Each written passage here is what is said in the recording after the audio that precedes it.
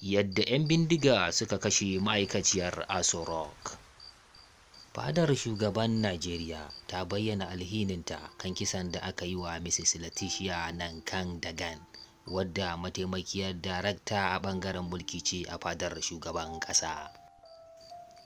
Alhinin na ƙunshe cikin wata sanarwa da Atta Isa, mataimakin shugaban sashen hulɗa da jama'a, ya sanya wa hannu.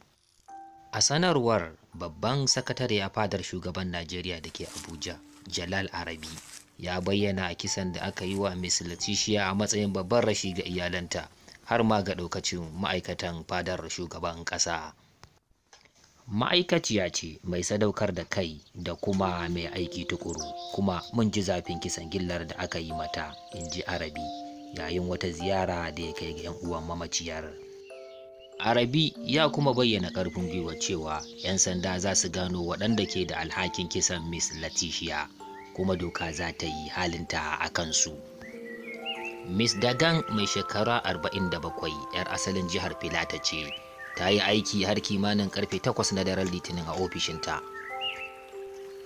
Amma da misalin karfe 11 na daren, sai wasu waɗanda ba a san ko su wane ne ba suka kashe ta a cikin gidanta. Ku saurare mu nan gaba kaɗan domin jin ƙarin bayani game da wannan kisan gilla da aka yi wa Mrs. Dagan.